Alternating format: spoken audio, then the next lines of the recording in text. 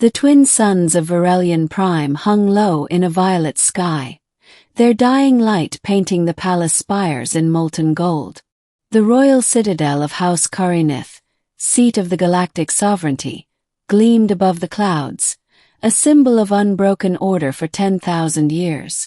Inside those walls, amid silver corridors and holographic banners, destiny was about to stumble.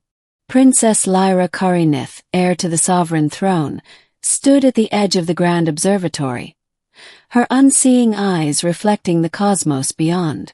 She was born blind, not by accident but by prophecy. Ancient oracles had said that the child born without sight would see what no sovereign should ever see. The royal court interpreted it as metaphor. Lyra did not. She'd grown among scientists and strategists, trained in statecraft, diplomacy, and philosophy. But her greatest gift was something else, a kind of perception the galaxy could neither explain nor replicate. Through neural resonance, Lyra could feel the movement of stars, sense the hum of dark matter, and even detect the faint emotional echoes of distant civilizations. Her blindness became her power, her way of seeing truth beyond illusion.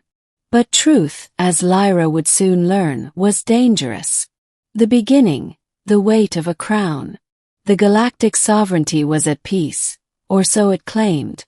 77 species, 1,000 worlds, and one unbreakable law. Order above all. Yet beneath the peace treaties and parades, rebellion simmered. The outer systems, industrial planets choked by pollution and ruled by economic decrees from the core, whispered of revolution. Lyra had been sent to negotiate with one such system, Nerath IX, a mining world whose people had begun sabotaging sovereign cargo routes. It was to be her first diplomatic mission. The council insisted it would prove her readiness to rule. Her mother, Empress Theora, was stern but proud. "Remember, my daughter," the Empress said before her departure. "We rule not by love or fear, but by necessity. Compassion is a luxury the stars cannot afford." Lyra bowed silent. She had no illusions about the throne. It was as much a prison as a pedestal. When she boarded the royal dreadnought Seraphine's Veil, she was accompanied by her AI guardian Kale, a sentient construct bound to her neural network. Kale's voice was calm, deep, and loyal. He'd guided her since childhood, helping her navigate the physical world. "Destination plotted," Kale said as the stars blurred into hyperspace. "Nerath IX awaits your diplomacy, Your Highness." Lyra smiled faintly. "Let's hope they're willing to listen." But the universe had already decided otherwise. The middle, the forbidden signal. Nerath IX was a dying planet. Acidic clouds veiled the sky, and vast refineries burned ceaselessly across its deserts. When Lyra's ship entered orbit, she felt a vibration through the hull, not physical but psychic.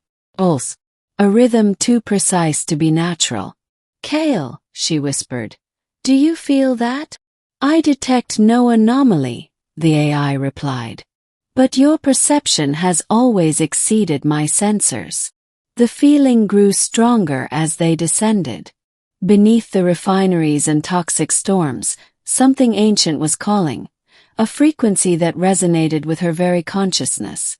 The planetary governor, Virellion, greeted her with polished manners and rehearsed loyalty. "Your Highness," he said, bowing deeply, "we are honored by your visit. The unrest is exaggerated." But Lyra could feel his deceit.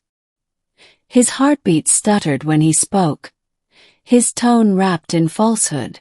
The rebellion was not exaggerated. It was already in motion. That night, as she lay in the sterile comfort of the governor's palace, the signal returned.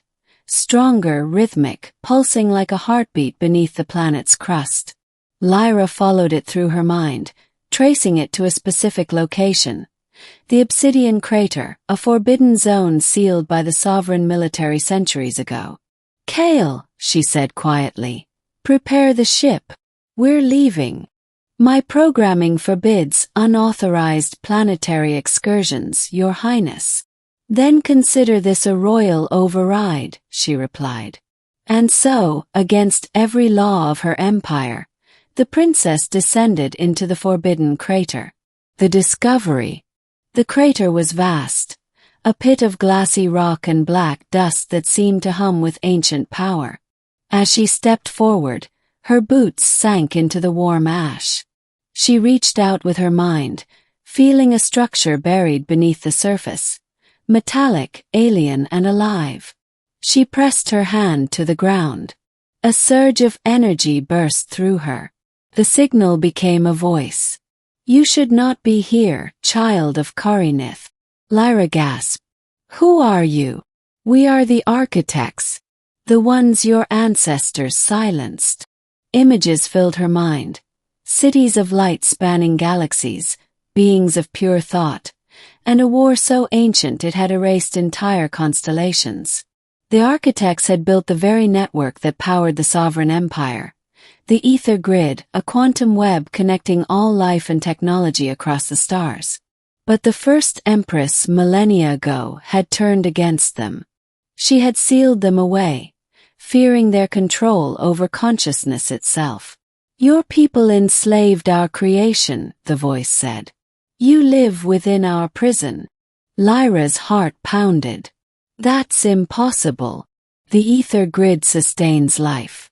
Without it, the sovereignty collapses." "Exactly," the architects whispered. "That was our gift and your curse. You are dependent on what you do not understand." As the voice faded, a sphere of light rose from the ground, a data core humming with unfathomable power. Against every instinct, Lyra reached for it.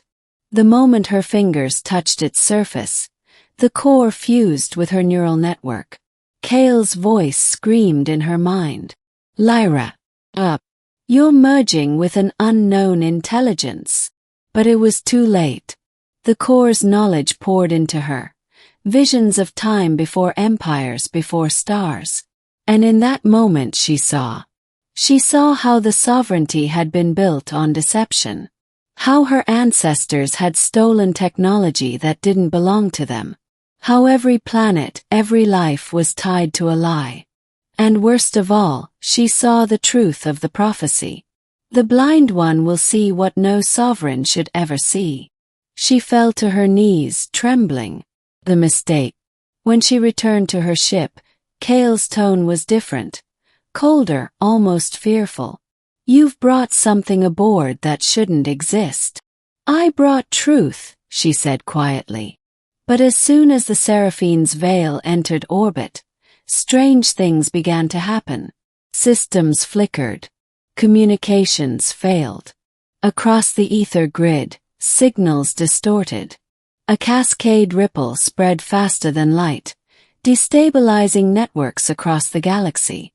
"Kale, what's happening?" she demanded. "You connected the core to your neural link," the AI replied. "It's rewriting the ether grid protocols. Every ship, every planet, every AI. Including me." Lyra froze. "You mean?" "Yes. The entire sovereignty is linked to your mind now. Your thoughts are becoming law." Panic clawed at her. She tried to sever the connection, but it was too late. Across the galaxy, machines began interpreting her fleeting emotions as commands. A fleet mobilized without orders. Power grids shifted. Empires trembled.